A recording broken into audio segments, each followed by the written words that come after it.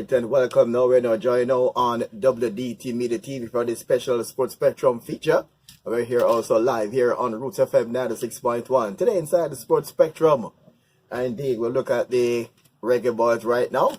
As we saw on Friday inside the place called San Pedro Sula. The Reggae Boys, they played against El Salvador in a game where they need 3 points in order to avoid the campaign from derailing, because you know that when there's customary that when you're playing match on the road, you play for a draw. That's the normal thinking about most coaches and try to win at home.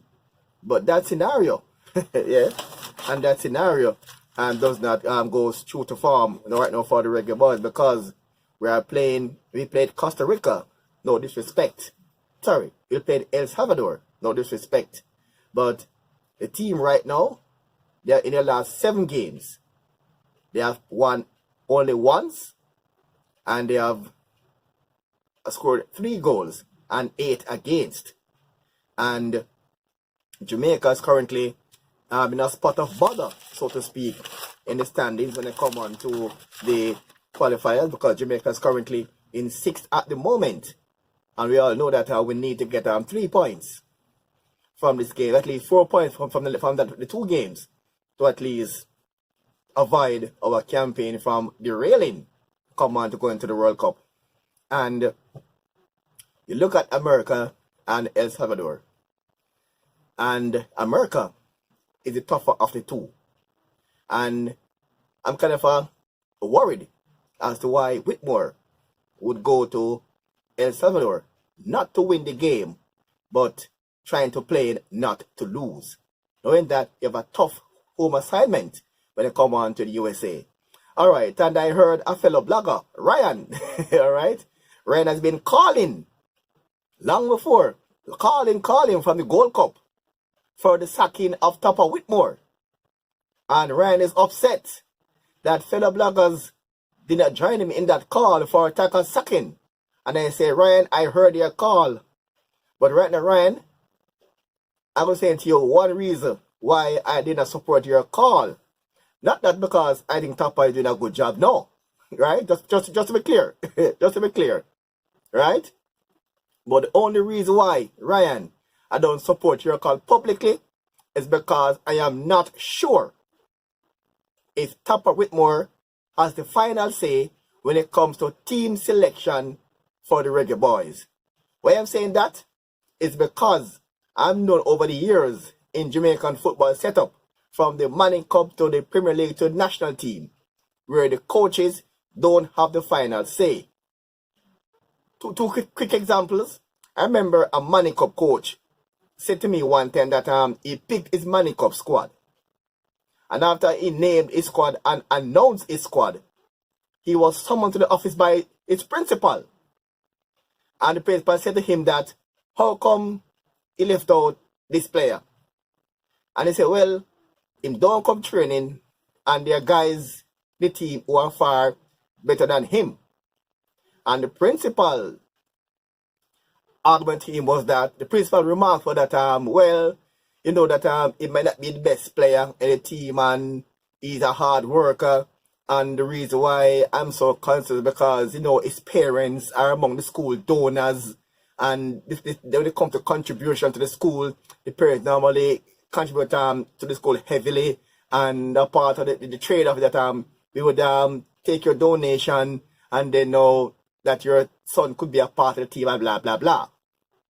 So based on, because of the fact that the parents were the school's biggest contributor, the coach was under pressure to make this man be a part of the team. So that in that case, that coach don't have the final selection. And the last say who play and who don't play.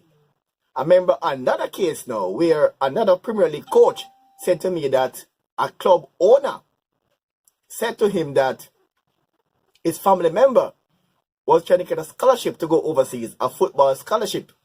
And based on that, when you're picking your team, you must include him in the team. And he said, no. Before I do that, better you fire me.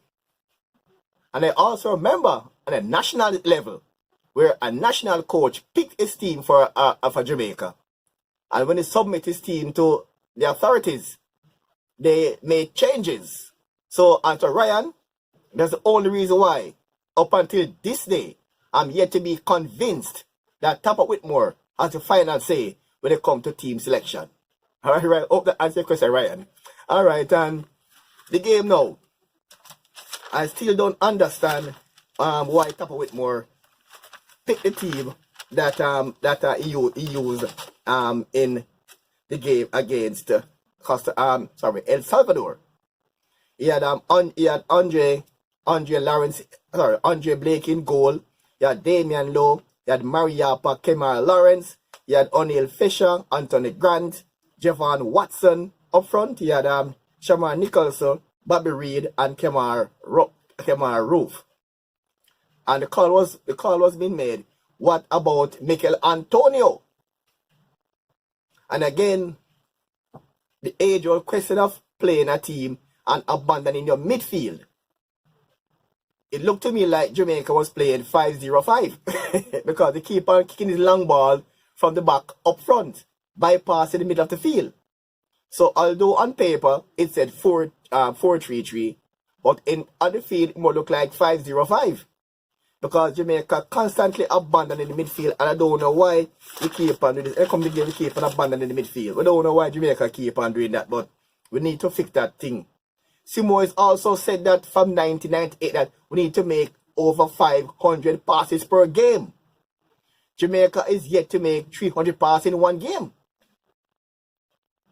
And if you look at the midfield now, all right, I don't know why Tappa Whitmore did not put the people who are creative in midfield. Let's give you an example of what should happen in the American game now. What I think should go in the American game. All right.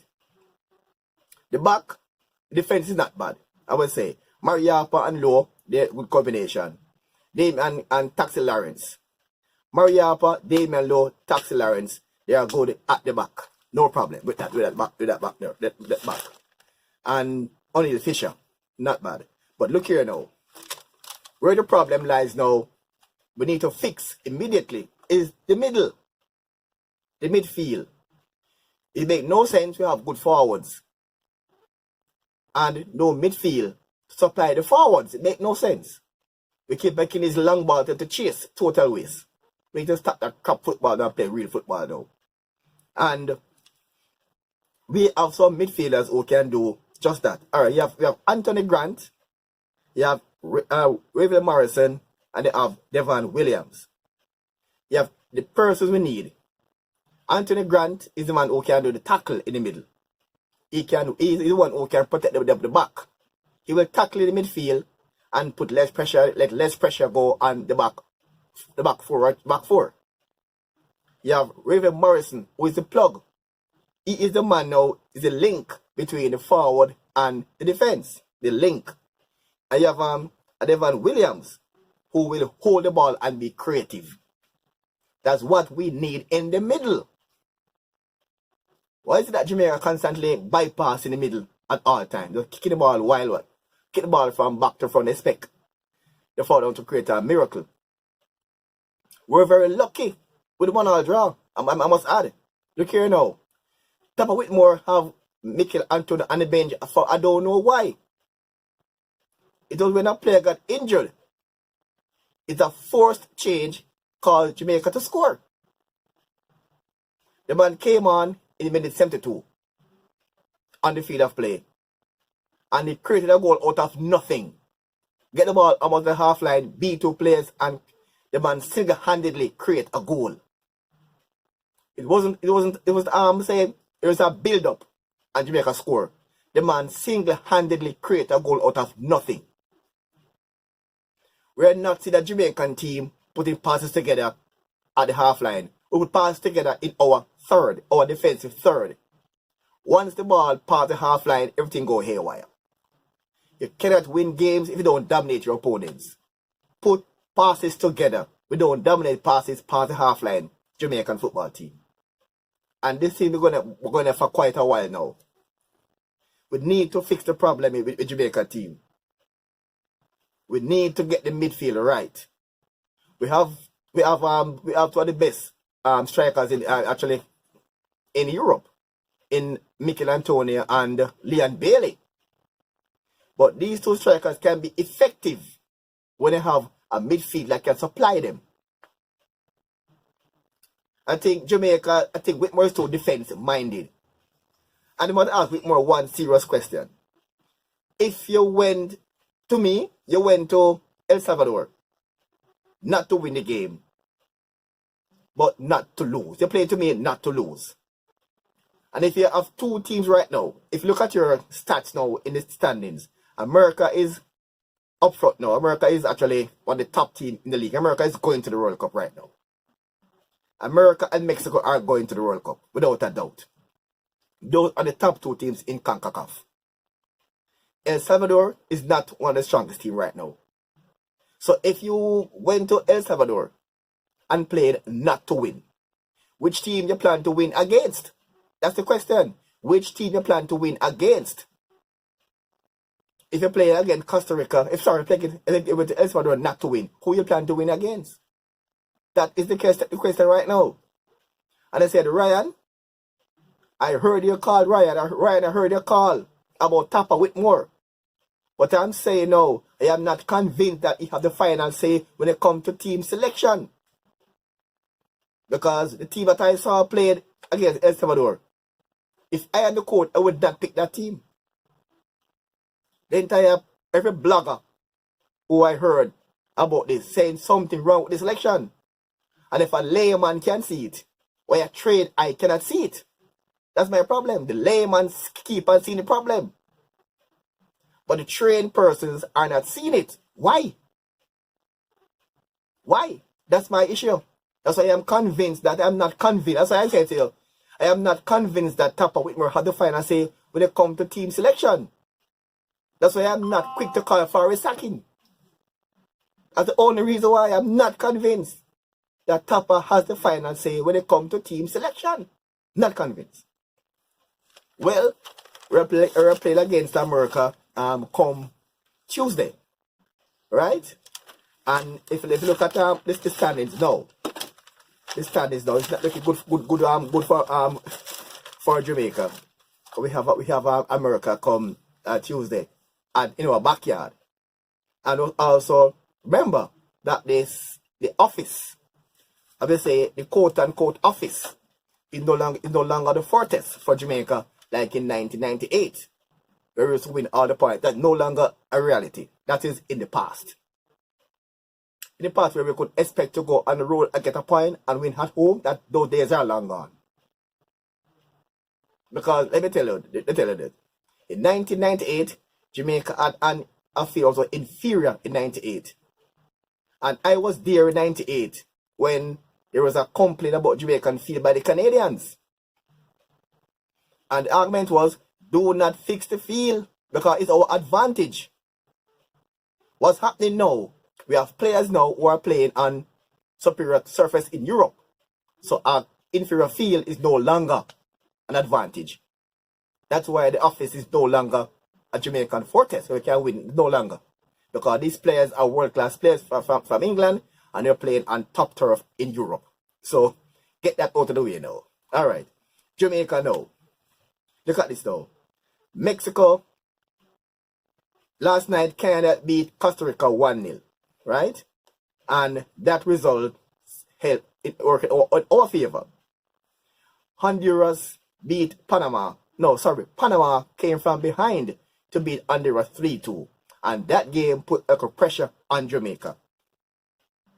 USA beat Mexico 2-0. That game have no bearing on Jamaica because those two teams are going to the World Cup. Mexico and USA are going to the World Cup, no doubt. What we need to do now, alright, USA is on 14 points right now, with Mexico 14 each. But USA have a +7 goal difference, Mexico have a +5.